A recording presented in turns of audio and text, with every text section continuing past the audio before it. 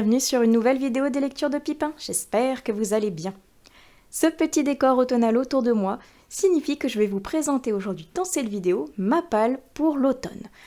Une pile à lire, une pioche à livres plutôt, ou une palle à moudre tout bêtement, de plusieurs titres, plusieurs auteurs, plusieurs ambiances qui me font penser à l'automne, des ouvrages que j'ai envie de lire à cette saison de l'année que j'aime tout particulièrement.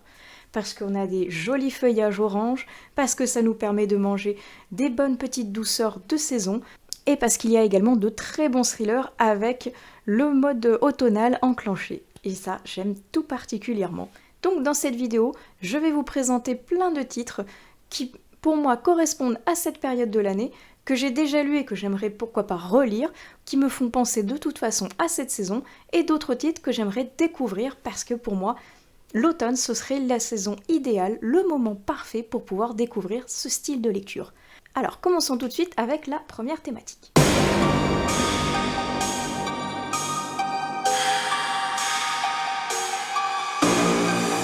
L'automne, c'est quelque chose qui rime également donc avec Halloween, avec quelque chose de spooky.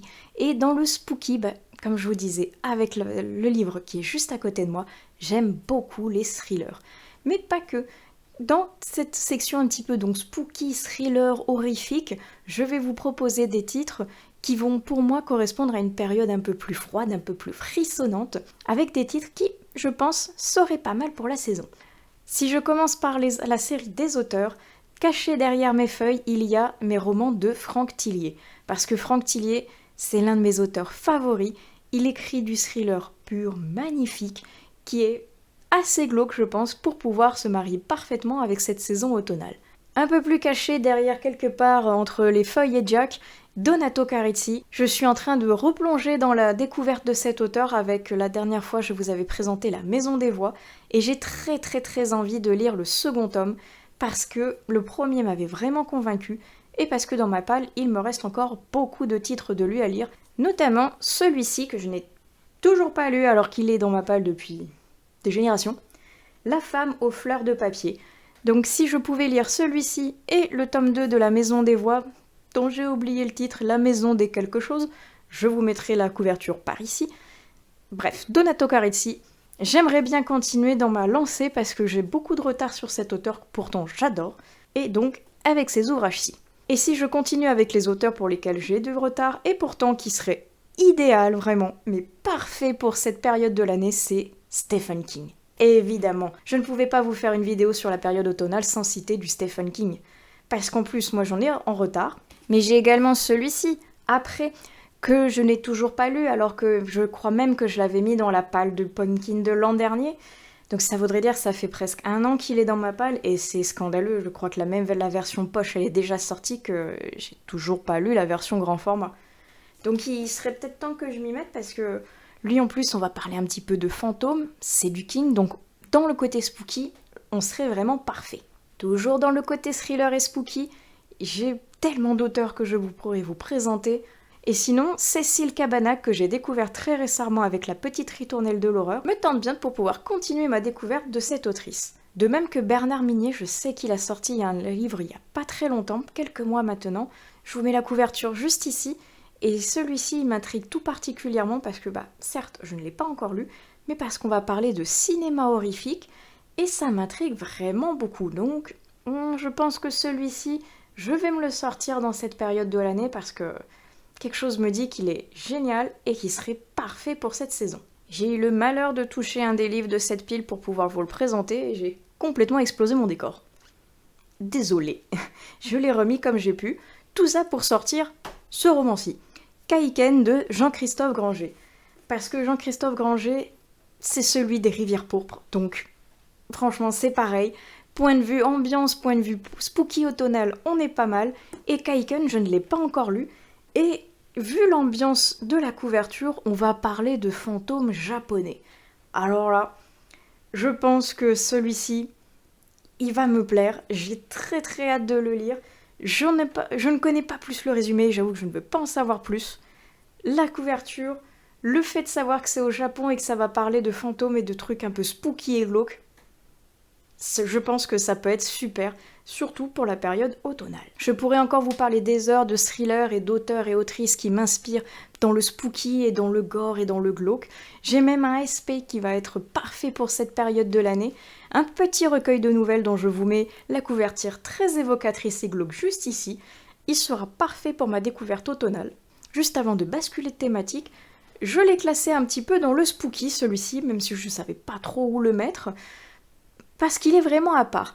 Il est un peu spooky parce que c'est quelque chose qui est interdit de faire, c'est quelque chose qui est dangereux, qui peut être un peu spooky si on le fait la nuit, si on le fait dans un lieu hanté. Je voulais vous introduire un livre sur l'urbex, parce que je suis une grande fan de l'urbex, en tant que pratiquante et en tant que spectatrice.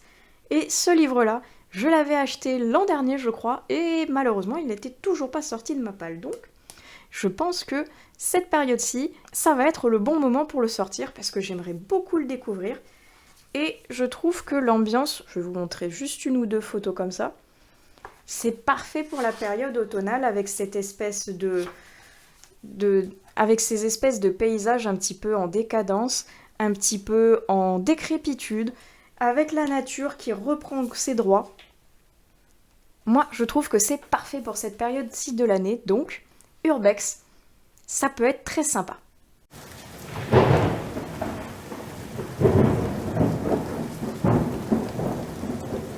Si en premier lieu je vous ai présenté tout ce qui est un peu spooky, moi l'automne ça m'inspire un petit peu tous les paysages un petit peu foggy, donc avec de la brume comme ça, un petit peu humide, avec les feuilles qui commencent à se décolorer, et avec une ambiance donc un petit peu lugubre, un petit peu victorienne, un petit peu embrumée, et ça m'inspire un petit peu tout ce qui est Dark Academia. Alors je sais que c'est quelque chose qui est très en vogue en ce moment, il y a beaucoup de titres qui sortent par-ci par-là, que ce soit en version française ou en VO, donc je pense que il y en a largement plus que ce que je vais vous présenter, donc si jamais c'est quelque chose qui vous intéresse, n'hésitez pas à aller chercher sur les divers réseaux sociaux ou sur internet, je suis sûre que vous allez trouver plein de pépites du genre. Et le premier qui me fait penser à ce côté un petit peu spooky, Dark Academia, un petit peu magique aussi, mystique, c'est La 9e maison de Leigh Bardugo.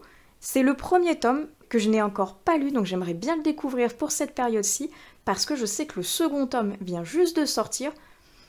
Donc, il est temps que je me mette à jour, parce que je ne sais pas combien de tomes il y a dans la saga, mais je vais éviter d'en avoir un peu trop en retard, parce que celui-ci m'intrigue tout particulièrement, et on va être dans un univers un petit peu, comme je vous dis, Dark Academia, au sein de l'université de Yale, si je ne me trompe pas, avec un espèce de classement donc par maison, plus ou moins magique, et la 9e est celle qui un petit peu régit tout, si je ne me trompe pas, celle qui vérifie que les autres maisons ne font pas de boulettes et ne créent pas de déboires, et il va y avoir un côté un petit peu magique derrière, un petit peu sorcellerie, qui m'intrigue vraiment beaucoup. Ce titre-là, j'ai vraiment envie de le découvrir. On est après dans un côté un peu plus darko-romantique, on va dire, avec Anatomie de Dana Schwartz. Celui-ci, c'est pareil, c'est le premier tome, je sais que le second est sorti, et que je n'ai donc toujours pas lu le premier. Et oui, c'est la vidéo des retards également. Donc c'est vrai que ce titre-ci, j'aimerais beaucoup le découvrir. Il m'inspire un petit peu, je peux complètement me tromper parce que je n'ai pas le résumé en tête et je ne veux pas me le remettre en tête non plus, mais un Londres un petit peu victorien.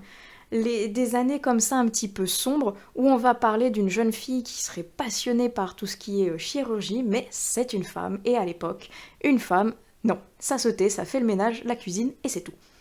Or, elle voudrait justement être un peu dans le côté scientifique, chirurgical, et elle va s'allier à une personne qui va voler des cadavres pour pouvoir les disséquer. Et ça me paraît parfait pour cette période, franchement, ça m'intrigue vraiment beaucoup, j'ai très hâte et je suis très curieuse de découvrir ce titre.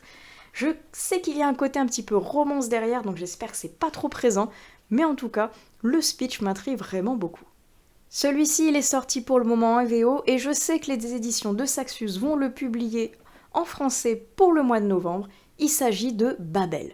Babel, qui a une couverture déjà absolument somptueuse, et qui va parler vraiment de tout le domaine donc de la traduction dans un côté, j'ai l'impression, un petit peu donc Dark Academia. C'est pour ça que je l'ai mis dans cette thématique-ci. Je peux totalement me tromper également, mais je trouve que l'ambiance qui se dégage de ce titre va bien avec cette thématique, donc je l'ai mis ici. J'ai très hâte qu'il sorte en novembre, parce que je pense que ça va être un titre très sympa, très énigmatique, et qui va receler beaucoup de choses au niveau de la traduction qui m'intéresse moi en tant que traductrice.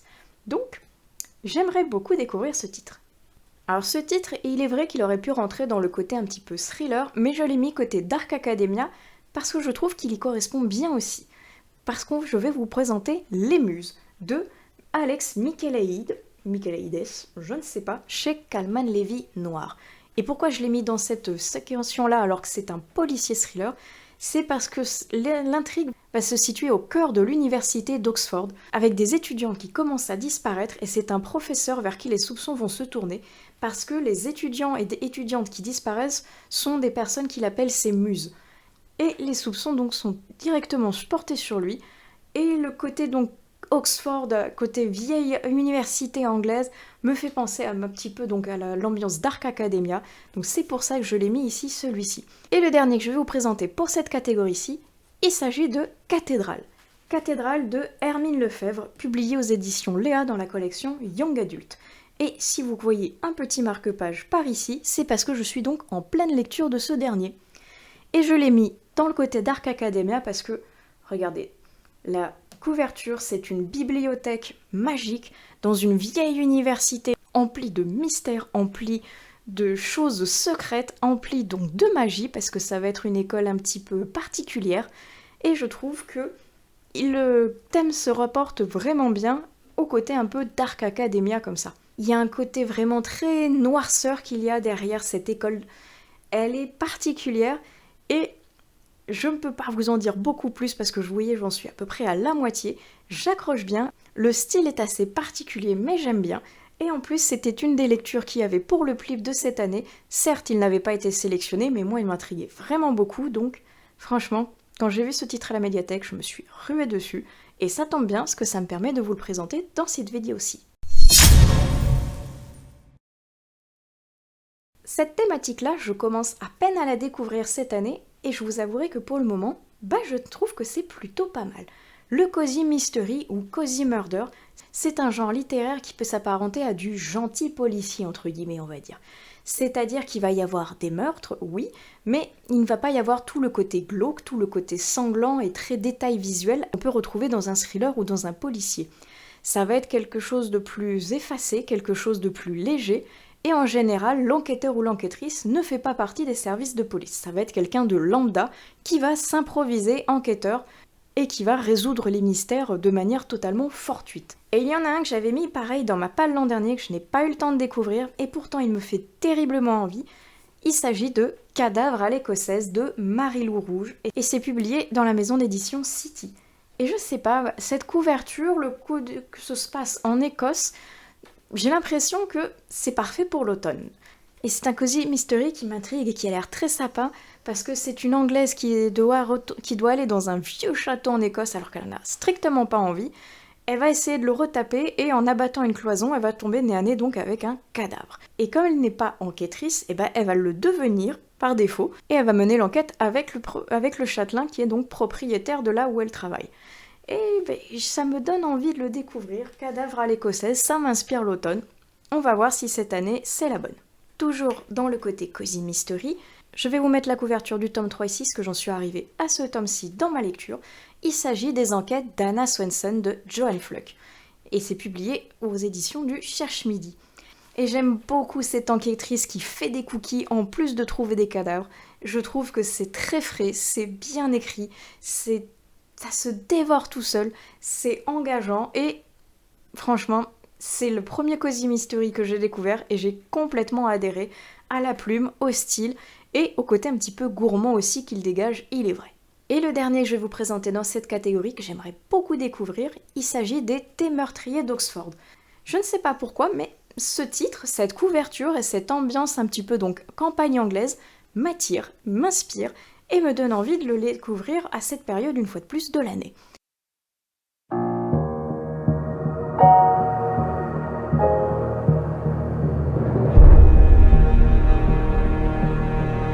Alors cette grosse thématique qui est créature fantastique, fantasy, un petit peu noir, un petit peu magique, j'ai mis énormément de titres dedans parce que je me rends compte que finalement avec les thrillers, ce sont les livres que j'ai le plus dans ma palle.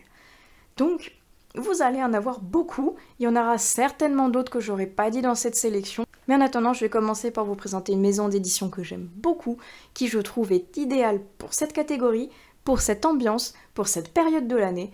Il s'agit de la maison d'édition du Chat Noir. Parce que ils sont spécialisés dans le spooky, dans l'étrange, dans l'ésotérique, dans le magique, et je trouve qu'ils sont vraiment super chouettes. Ils proposent énormément de titres sur beaucoup de thèmes pour tous les âges.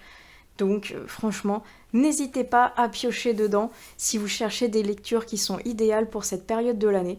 Moi je sais qu'il y a Nox par exemple que j'avais mis dans ma palle l'an dernier, que j'ai pas eu le temps de découvrir, qui est parfait parce qu'il y a une ambiance un peu dark, un peu spooky, un petit peu sur la folie avec un asile psychiatrique, avec des cauchemars.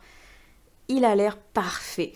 On passe dans quelque chose d'un peu plus noir, d'un peu plus dark, avec une descente aux enfers et Cœur du démon de Hayden Fox. C'est auto-publié et j'ai le marque-page qui cherche à s'enfuir. Bon, allez, il veut que je vous le présente, le voici, le voilà, le fameux marque-page. Allez, on t'a vu. Donc, Cœur de démon, c'est le tome 2, le premier je l'ai lu l'an dernier, j'avais beaucoup aimé cette découverte, et j'ai gardé tout spécialement précieusement dans ma palle le tome 2 pour pouvoir le découvrir à cette période-ci de l'année, parce que, comme on est dans une descente aux enfers, je pense que, une fois de plus, octobre, Halloween, tout ça, on est parfait dans cette période de l'année pour découvrir les enfers. On reste dans la descente aux enfers avec celui-ci qui est vraiment de toute beauté, en soft touch et en hardback, magnifique. Une deuxième veine de Sandrine Corr en auto-édité. J'ai eu la chance de rencontrer l'autrice l'an dernier et par contre, j'ai toujours pas lu son livre. Honte à moi, parce que il a l'air parfait pour cette période de l'année et j'ai pas eu le temps de le découvrir l'an dernier, mais c'est pareil, on va être aux enfers, on va être dans de la magie, on va être dans du noir. Il a l'air trop bien et cette couverture, elle m'a directement fait penser à cette période de l'année avec ces tons noirs orangés comme ça. J'ai trop envie de le découvrir et de descendre aux enfers une fois de plus avec l'autrice. À force de parler de spooky, de mort et d'enfer, mon micro a décidé de décéder en plein milieu. Je sais vraiment pas ce qu'il a en ce moment, je suis désolée, j'espère que le son est quand même pas trop désagréable. Et il a coupé en plein milieu de ce que je voulais vous présenter, c'était Que la mort soit douce, le tome 2 de Laetitia Danae, publié chez Plume Blanche. Le tome 2 parce que j'ai lu le tome 1 l'an dernier, que je l'ai adoré. Et il est super original parce qu'on va suivre la vie d'une Santa Muerte, une jeune faucheuse qui apprend justement à faucher les âmes et qui va se retrouver dans des situations un petit peu compliquées. Le premier tome était incroyable, j'ai adoré la découverte de la plume de l'autrice et de la maison d'édition par la même occasion. Et rien que la couverture est absolument sublime. Donc, je pense que, franchement, c'est la période idéale pour découvrir ce genre de titre. Dans tout ce qui est créature un petit peu mystique, fantastique, on peut rentrer tous les genres que l'on aime et que l'on connaît, et moi j'aime beaucoup lire des choses sur les vampires. Et il y a celui-ci, A Duel with a Vampire Lord de Elise Kova, que j'aimerais beaucoup sortir et découvrir cette année, parce que je l'ai depuis un bon bout de temps, et j'ai pas réussi à le sortir à une autre période que celle-ci, donc il est temps que je le découvre. Parce qu'on va être sur un enemies to lovers entre une chasseuse de vampires et donc un lord vampire, et qu'au moment de le détruire, finalement elle va se retrouver un petit peu prisonnière, un petit peu coincée, et j'aimerais savoir pourquoi. Alors je redoute un petit peu le côté romance, parce que je sais que chez Liskova il est très prononcé, mais je suis curieuse de voir ce que ça peut donner autour du mythe un petit peu du vampire comme ça. Donc cette année, allez, c'est la bonne, il faut que je le sorte. Donc tout ce qui est un petit peu vampire, vous pouvez sortir du Dracula en classique, vous pouvez sortir du Anne Rice, pareil avec des classiques qui sont excellents, du Lestat le vampire, La Reine des damnés et compagnie. Il y a tellement de titres, vous pouvez passer sur du jeunesse avec La solitude du buveur de sang, ou du young adulte avec du Twilight, du Assoiffé, si vous êtes plus dans cette vibe-là. Moi je vais être dans une vibe très adulte, très noire, très guerroyante, avec L'Empire du Vampire de J. Christophe, publié dans cette merveilleuse édition de chez De Saxus. Celui-ci, il me fait terriblement envie, parce que je sais que ça va être noir, que ça va être violent, que ça va être du vampire à l'état pur. Donc celui-ci, j'ai très envie de le découvrir. On est encore dans les créatures fantastiques et un petit peu dans les vampires, il est vrai, parce que il y a le dernier tome de Mercy Thompson qui est sorti, que je me suis procuré aussitôt et que j'ai très très hâte de découvrir. Je sais que ça va parler de vampires parce qu'il y a le vampire Wolf qui adore emmerder Mercy qui a disparu. Donc Mercy elle pourrait se réjouir mais c'est pas normal. Si lui disparaît alors que c'est l'un des plus puissants, c'est qu'il y a quelque chose qui ne va pas derrière. Donc elle va se lancer à sa recherche, à sa poursuite et je ne veux pas en savoir plus. Je sais que c'est du Mercy Thompson, qu'on va avoir du faé, du loup-garou, du vampire, du changeur et je ne veux pas en savoir plus. Je sais que je vais me régaler, donc celui-ci, c'est sûr que je vais me le sortir à cette période de l'année, parce que je vais pas pouvoir attendre trop longtemps avant de sauter dessus et de le découvrir, vu que j'adore Patricia Briggs et Mercy Thompson. Allez, on va basculer dans un côté un petit peu plus witchy, parce qu'il y a le tome 2 de Zodiac Witch qui est sorti chez les éditions Octoquill, et j'avais beaucoup aimé la découverte du premier tome l'an dernier. Donc là, j'aimerais beaucoup découvrir le second tome, parce qu'on est dans une magie mais zodiacale, et la protagoniste principale, son signe du zodiaque, c'est le Capricorne. Donc, trop bien. Étant du Capricorne, j'aime beaucoup cette sorcière. J'aime beaucoup son invocation du démon de Capricorne. Bref, j'ai envie de connaître la suite, même si apparemment la romance va être un petit peu plus présente que dans le premier tome. Donc, je sais pas ce que ça va donner, mais je suis curieuse de lire la suite. Et si on reste chez les éditions Octoquill et qu'on rebascule un petit peu dans le côté vampirique, il y a Bathory qui vient de sortir et les éditions Octoquill ont eu la gentillesse de m'accepter dans ma demande de SP et de me l'envoyer. Regardez-moi cette couverture. Franchement, ça me donnait trop envie rien que pour cette magnifique couverture. Et je sais qu'on va parler de la comtesse Bathory qui est quand même un classique dans le côté vampirique.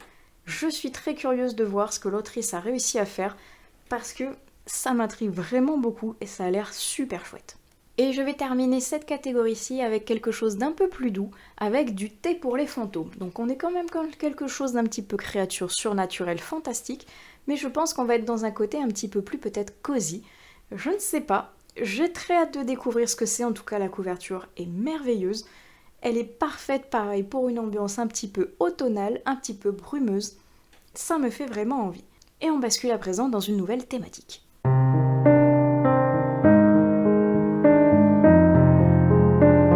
Thématique qui se rapproche peut-être un peu du côté Dark Academia pour son ambiance parce qu'on va basculer dans quelque chose de plus victorien, de plus lugubre, de plus manoir gothique.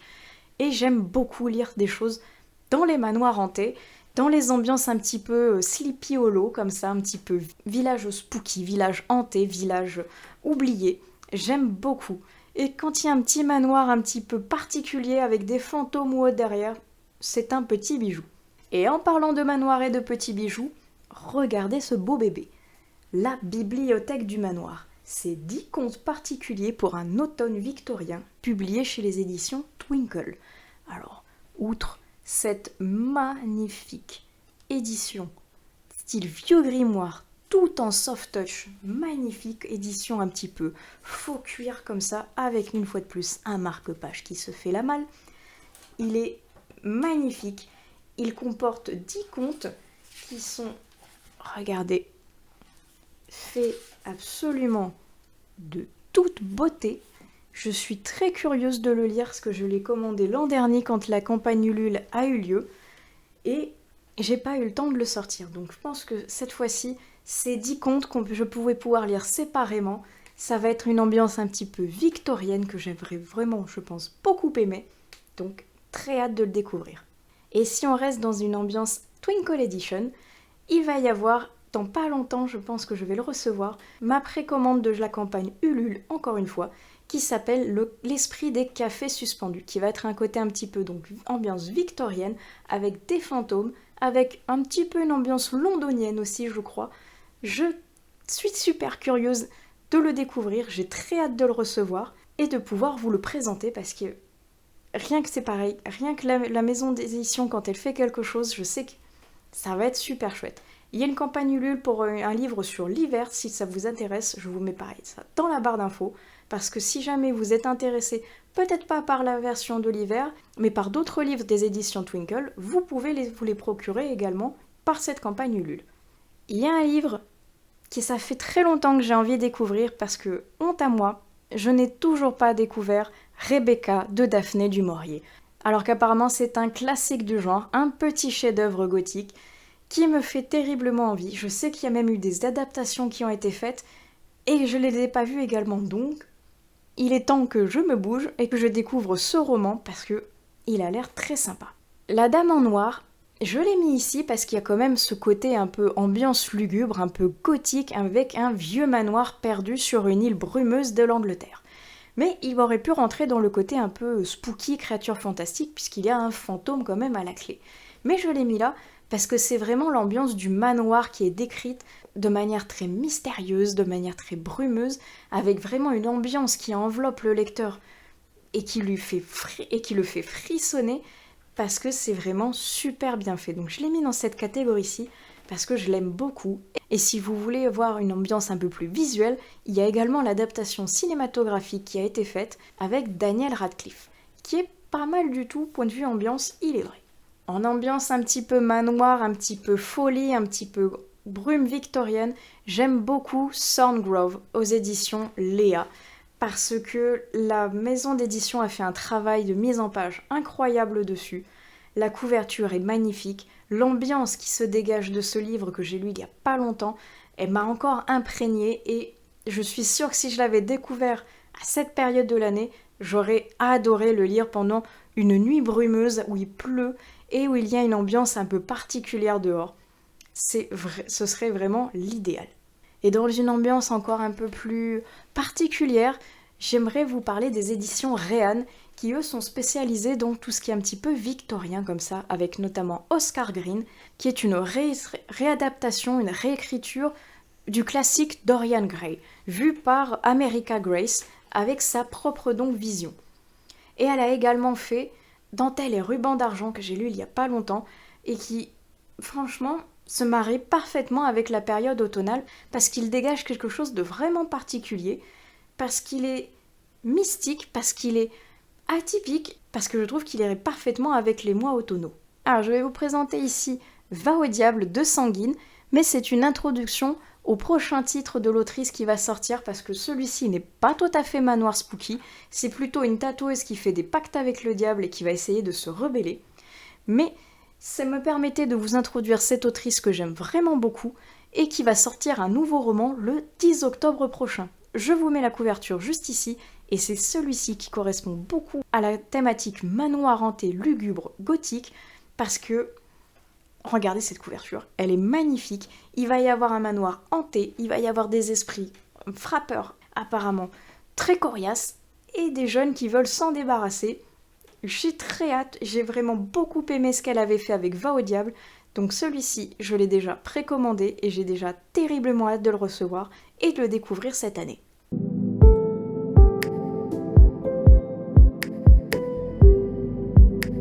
Je vais basculer maintenant dans la thématique des graphiques avec en premier lieu Thornhill, qui a l'air très particulier, un gros roman graphique tout en noir et blanc que j'ai très hâte de découvrir parce que je l'ai emprunté à ma médiathèque, il n'est pas encore arrivé, mais il me tarde déjà de l'avoir entre les mains et de vérifier qu'est-ce que c'est que ce manoir particulier qu'est Thornhill. Ça a l'air vraiment sympa et la couverture est spooky à souhait. Côté graphique un peu vampirique et un petit peu à la mode en ce moment, je vais vous parler de Vampiria de Victor Dixon et de Eder Messia. Alors celui-ci c'est le tome 1, Vampiria Inquisition, l'inquisiteur et son ombre, et c'est une BD qui est donc dans l'univers de Vampiria de Victor Dixon. Il n'est pas tout à fait dans la trilogie initiale, il est vraiment dans une histoire complètement à part, mais il va vous permettre de suivre de nouveaux personnages dans le monde quand même vampirique, toujours avec le roi Soleil qui est devenu un vampire, qui impose une taxe de sang à ses sujets, et qu'il y a un conflit éternel entre vampires et humains, entre l'église et les vampires. Et là, on va suivre deux jeunes gens qui ne sont pas nobles, mais qui vont se retrouver confrontés à des vampires et à l'Inquisition. Donc ils sont assez mal barrés, et c'est pas mal du tout pour la période halloweenesque. Il y a également Cosmographia des éditions du Chat Noir que j'aimerais beaucoup découvrir, parce que comme je vous disais, le Chat Noir, on va forcément trouver quelque chose de parfait pour l'automne avec cette maison d'édition. Et celui-ci, il a une ambiance un petit peu mystique au niveau des étoiles, un petit peu magique également, que j'aimerais beaucoup découvrir. Histoire de fantôme asiatique de Benjamin Lacombe. Alors lui, c'est pareil, il me fait vraiment envie. J'ai découvert celui sur les créatures et esprits du Japon il n'y a pas longtemps, que j'avais trouvé vraiment très beau, mais celui-ci sur les fantômes japonais m'intrigue tout particulièrement, avec son ambiance un petit peu donc fantomatique, un petit peu spooky, un petit peu mystique comme ça. Je pense que ça peut être très frissonnant et très beau à regarder pour cette période de l'année. J'avais mis également le petit manga Zero, qui est le petit chien adorable qui est issu de l'univers de Jack Skellington, l'étrange Noël de Monsieur Jack de Tim Burton. Donc vous voyez la petite figurine juste ici. J'aime beaucoup Jack Skellington et j'adore encore plus Zero. Alors là, ça va être quelque chose de beaucoup plus mignon, beaucoup plus léger que les livres que je vous ai présentés jusqu'à présent. Mais je me dis que pourquoi pas. Je vais m'appuyer sur la lecture de Zero pour basculer vers la thématique jeunesse et vous proposer un titre qui est ressorti récemment et dont l'ambiance sur la couverture correspond parfaitement à cette période de l'année avec Les Jumeaux Croche-Mort. Je trouve qu'ils ont l'air particulièrement flippants, mais que ça m'intrigue vraiment beaucoup. Et la jeune fille avec son regard comme ça fixe me fait vraiment penser à Mercredi Addams. Je suis curieuse de voir ce que ça va donner, mais en tout cas, rien que la couverture, elle est excellente. Catherine Arden, avec sa série jeunesse, elle a fait quelque chose qui est parfaitement spooky et très bien pour les plus jeunes pour cette époque de l'année. Et le tome 1, Terreur à Smoke Hollow, il se passe aux alentours de Halloween et de l'automne, donc il serait parfait. En jeunesse, je pouvais pas passer à côté d'un petit clin d'œil à une série mondialement connue qui est Harry Potter. C'est en général à cette période de l'année que ça me donne envie de les ressortir en film ou en livre, parce que le côté un petit peu plus vieux dehors me fait penser au temps magnifique qu'il y a en Angleterre, et comme c'est un sorcier anglais, voilà, tout bêtement, le lien de cause à effet est très vite retrouvé. Et donc, je faisais un petit aparté rapide, parce que je pense qu'il est inutile que je vous présente ce grand sorcier, vu la célébrité qu'il y a autour de ce nom. Et le dernier petit jeunesse que je voulais vous présenter sur cette vidéo, il s'agit de celui-ci, L'ombre de l'Ankou de Jean Vigne, publié donc aux éditions du Chat Noir dans la collection Cheshire. Je vous présente celui-ci parce que c'est un que je n'ai pas encore lu, je trouve la couverture vraiment trop belle, et que l'énonciation de l'Ankou, qui est donc l'incarnation de la faucheuse, de la mort dans les légendes bretonnes, m'inspirait vraiment beaucoup. J'ai très envie de découvrir ce petit roman qui va, je pense, se laisser dévorer tout seul.